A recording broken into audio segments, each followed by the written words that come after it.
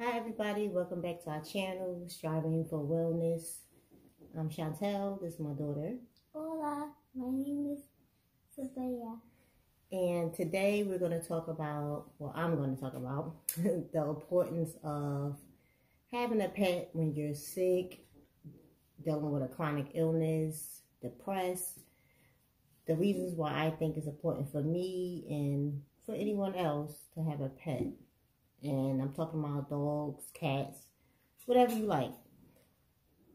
Me personally, we have cats. I used to have dogs growing up as a child, like when I was my daughter's age. And when I got grown, I started getting cats because most of the apartments that I lived in, they didn't want dogs because the dogs was barking and things like that. So I haven't had a cat maybe in almost maybe a year and a half. When I got diagnosed last year, I didn't have any animals. I had cats here and there, but some of them worked out, some of them didn't. Some of them, I think, was like jealous of my daughter. I kept scratching her, and my daughter, she knows how to handle animals, and I had to give some of them away, but I gave them away to people I knew, so they're in good hands. We had one kitten that passed away. He only lived to be about a year and a half, and his name was Midnight. He was black. So we had cats throughout the years. Now we have two cats, Osiris and Isis. Osiris is the male cat, a Russian blue. He's a real Russian blue. I got him delivered. Mailed to me. He's from Russia with a passport, so he's an authentic Russian blue kitten.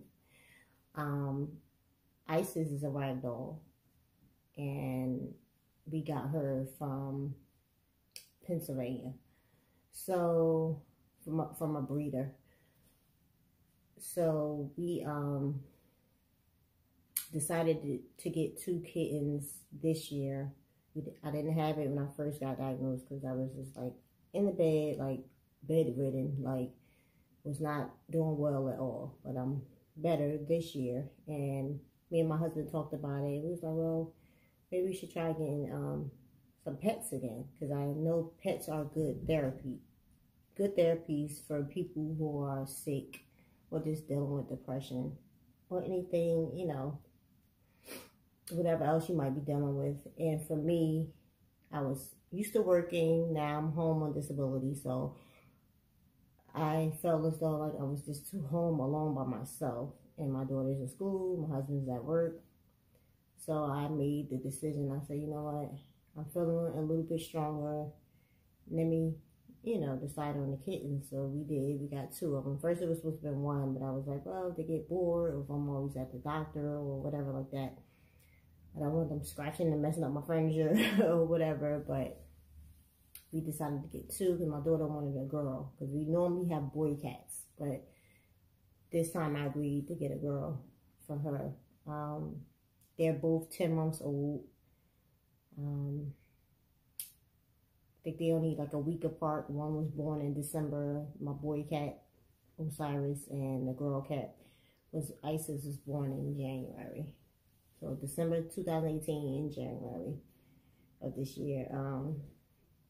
So to me, the importance of owning a pet, any pet that you like, I'm not saying that you have to get a cat or dog, any pet of your preference, like I said, it helps to me when you're dealing with anxiety, depression, any illnesses, when you're strong enough to me, first off, when you're strong enough to take care of the pet on your own, or you have other family members around like I do to help you take care of the pet, because it helps your mind and brain get off of thinking about yourself, your illness, what you're going through, which we all tend to do a lot, thinking about bad things, or oh, I wish I could have did this, I wish things was better like this. And when you have a pet, to me, your focus is not on you so much. Like, you have that loving animal around you to cuddle with you, You have to take care of it, clean up after it. It's like having another child, just a furry animal. So it is a lot of responsibility as far as like feeding them, like the cost, especially if you own one-on-one animal. The cost, feeding them, veterinarian bills, that's a whole nother video. Just being well enough and strong enough, like I said, to take care of them. So I had to like show my daughter how to feed them. She's not changing the litter box yet, but she will soon. That's them making noise. You have to deal with that if you're dealing with chronic illness. Them making noise, jumping all around the place, playing. You have to, like I said, feed them, clean out the litter box. If they have to go to the vet, any vaccines, any grooming, things like that. But hopefully if you have someone to help you, that's better for you. So the only thing your focus have to be on is getting better and just snuggling and cuddling with your pet, you know. And it's nothing like watching TV, movie. My thing is watching Lifetime or Netflix in the living room with the family. Then my kittens come up and snuggle with me just to get a rub. Now, it is the pros, like I said, if you're not feeling well, like me, I deal with a lot of burning, migraine sensations in my head. But really, mine is not really migraine headaches, but they always try to compare my headaches to migraines because my MS specialist and my neurologist, I have 3 different neurologists if you watch my other video. They all don't understand the burning sensations, like my head is on fire, that I get. So, and I have to use like an ice bag, like an old school ice bag to go to sleep sometimes. And put ice in it with cold water and lay on it and go to sleep. That's how much pain my head be in. So when I have my episodes and days like that, sometimes I do rather be alone. I be hoping it comes on because I never know when it's going to come on. So I be hoping it comes on when my daughter is at school. So when you do have a pet, you know, it is like you kind of neglect them a little bit when you're not feeling well. It's not like you neglect them totally, but it's like sometimes you just don't want to be bothered. I'm like me, I'm in the room, in the bed. But they are a good way, like I said, of healing. Because it's taking your mind off of yourself and your sickness and whatever is making you depressed. And for me, they are a good alarm clock. Because when you're not feeling well, you're dealing with chronic fatigue, you're depressed, whatever, it gets you up out of that bed. Because you're like, oh, if you have a dog, I have to walk the dog 2-3 times a day. If you have kittens, I have to change the litter so my house or apartment won't stink. I have to feed them, I have to get them water. So it's like you're on a schedule, like to take your mind off of yourself. And like another con is they do make noise. Like I said, if you have more than one animal, you know they either gonna bark or meow or whatever. I don't know, scratch every furniture, you know, you got to clean more because litter scattered everywhere, fur everywhere, so you got to clean more. So my daughter helps me with that also. And like my boy cat, Osiris, he is a meower. Like he makes a lot of noise like a Siamese cat. Like he's really like a living alarm clock. So they're used to being on a schedule. I'm pretty sure dogs are too. So they be at my door like 6 something in the morning, maybe 5 something in the morning, meowing because they want to eat. But I normally feed them around 7:30 now. I used to feed them like around 6:30, but now this AM, I don't feel like getting up that early. So, and then I have to get my daughter up for school, get her dressed or whatever. So, I'm rambling. Let me show you the kittens. Go get them. So they're both alarm clocks. So my girl cat, my right door, she meows too by the door, but the Russian blue meows a lot. Where they at? Hold on 1 second. We'll be right back. Okay, I know y'all like, when are you going to show us the animal? Sorry about the rambling, but this is my Russian blue.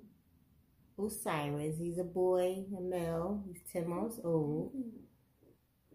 And this is the Snuggle Bunny. He loves to snuggle. I'll be forgetting where the camera at, sorry. He loves to snuggle. Say hi, YouTube. He has green eyes. He loves to be rubbed. Stop, because he's going to scratch me because you're poking him. Sorry. I just wanted you to see him. You saying hi? He's purring right now. I want to hear him. When they purr, they're really so cute and soft. Okay, go get Isis. Say bye, YouTube. Come on, man. He's kind of big. He's 10 months, so he's long. Put him down. He's heavy. Okay, I'm back. So this is Isis, my ragdoll. She's so fluffy and soft. She's a biter though. Ragdolls bite. She's purring. She's like, what I'm doing up here? She's getting big, and they grow up to, they grow up to 3 years old. She's like a cream brownish color. She has blue eyes. She doesn't like to be held too long. Say hi, YouTube. She's 10 months old also. So, she sheds all over the place. So, we have a channel, another animal channel. I'll leave the link down below. So, this is just my little opinion on why I think you should have a pet.